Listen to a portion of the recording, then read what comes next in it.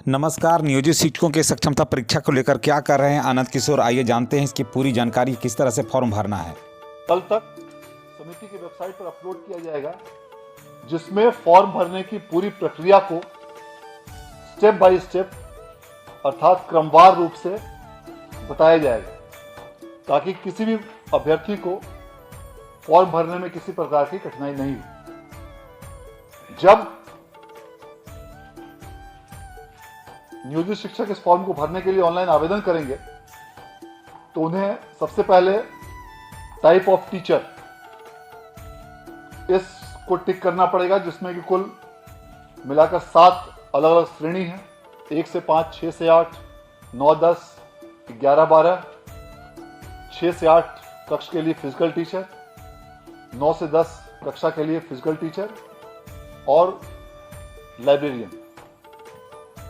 इसके बाद उन्हें टाइप ऑफ नियोजन यूनिट अर्थात किस प्रकार की नियोजन इकाई है, 6 इकाई में टिक करना होगा, जिसमें जिला परिषद, पंचायत समिति और पंचायत ग्रामीण स्तर के लिए और नगर स्तर के लिए नगर निगम, नगर परिषद या नगर पंचायत में से किसी एक को टिक करना होगा।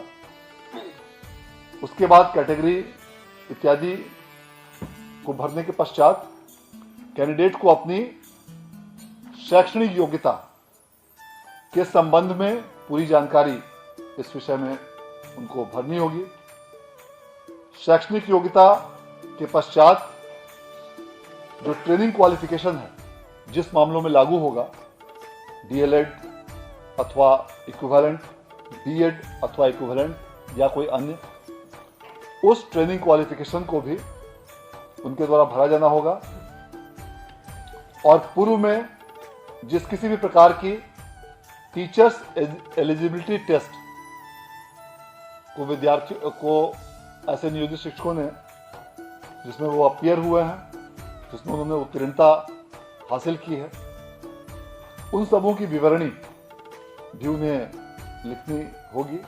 और उसका जो भी परिणाम रहा हो, क्वालिफाइड रहे हैं या नॉट क्वालिफाइड रहे हैं, उसकी भी विवरणी उनको देना अनिवार्य होगा। इसके बाद उनको सब्जेक्ट, अपना विषय, उसको भरने की आवश्यकता होगी। और तत्पश्चात उनकी पोस्टिंग के लिए 3 जिलों का विकल्प समिति द्वारा मांगा जा रहा है और वह 3 जिलों का विकल्प उनको अपने इस आवेदन फॉर्म में भरना अनिवार्य होगा। उसमें से मेधा सह आरक्षण के आधार पर उनको जिलों का आवंटन किया जाएगा और जिलों के आवंटन के पश्चात अगले चरण में उनको विद्यालयों का आवंटन निर्धारित प्रक्रिया के अनुसार उनको किया जाएगा। कुल मिलाकर इसमें 59 अलग अलग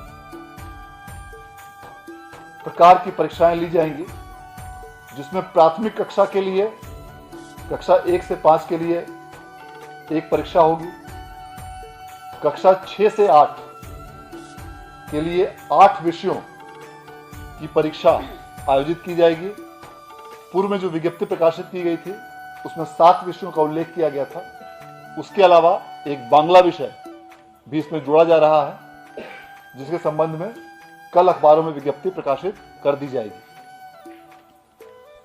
माध्यमिक विद्यालय कक्षा 9 से 10 के लिए कुल 19 विषय निर्धारित किए गए हैं।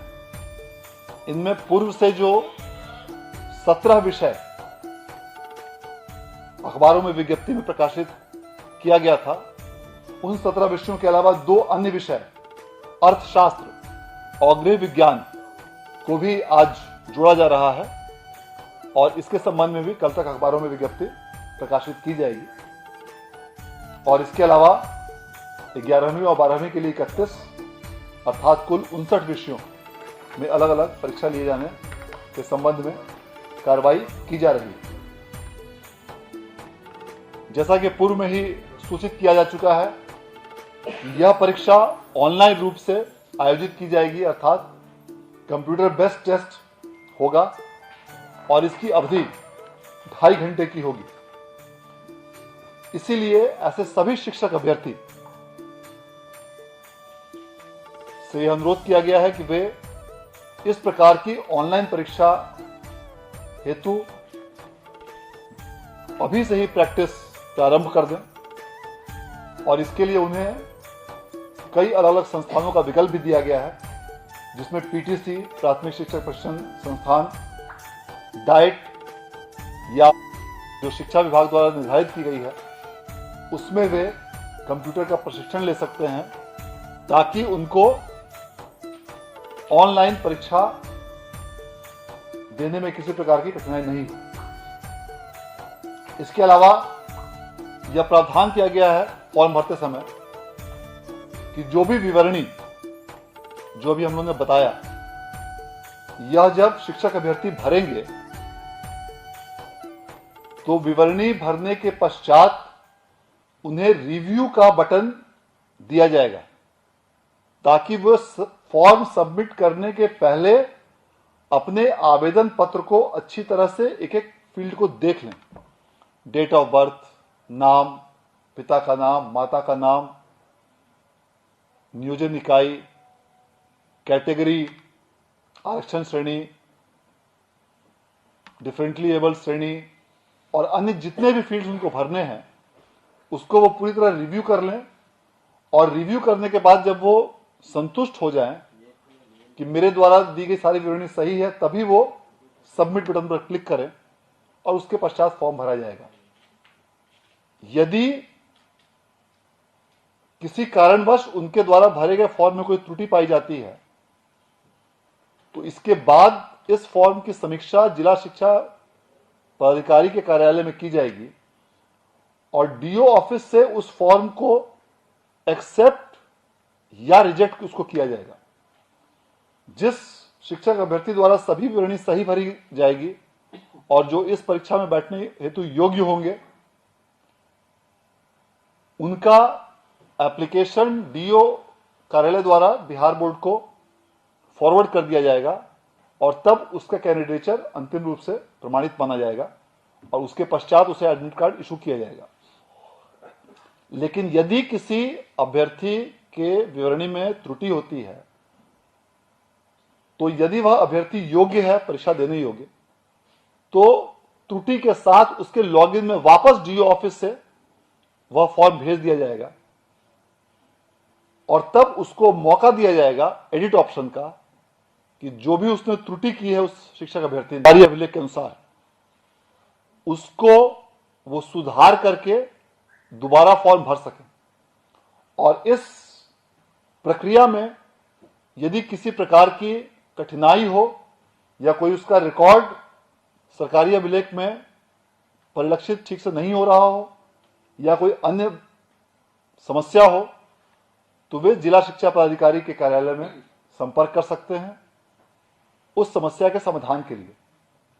और पुनः जब वो उस फील्ड को करेक्शंस करके दोबारा फॉर्म भेजेंगे तो पुनः डीओ ऑफिस द्वारा उसकी समीक्षा करके उसको एक्सेप्ट या रिजेक्ट किया जाएगा।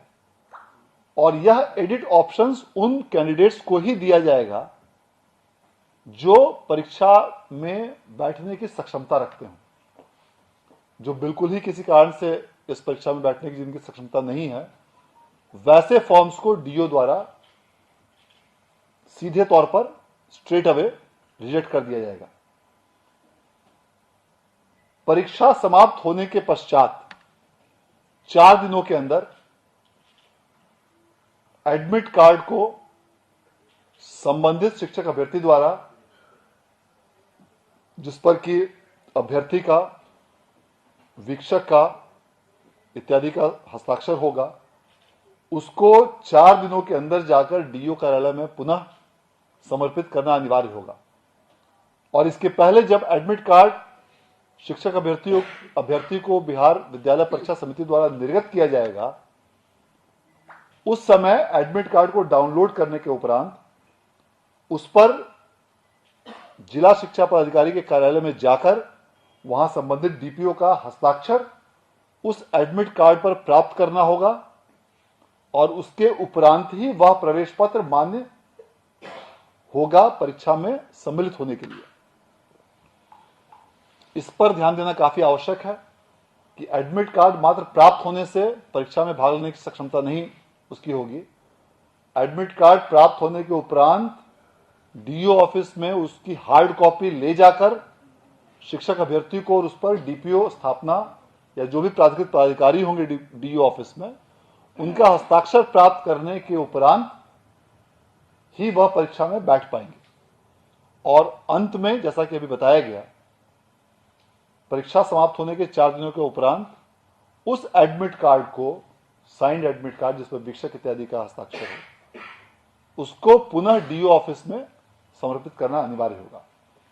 तो ये सारी प्रक्रियाएं, चूंकि इस प्रकार की सक्षमता परीक्षा नियोजित शिक्षकों के लिए पहली बार आयोजित की जा रही है, इसलिए एक एक इसके स्टेप पर ध्यान देना आवश्यक है। सभी शिक्षक अभ्यर्थियों से अनुरोध है कि पूरी प्रक्रिया को, जो गाइडलाइंस दिए गए हैं उसको अच्छे से पढ़ें, समझें। जो ट्यूटोरियल्स भी बिहार बोर्ड द्वारा कल तक अपलोड किया जाएगा, उसके भी सभी स्टेप्स को अच्छे से देखने के उपरांत ही आप इस परीक्षा में भाग लें।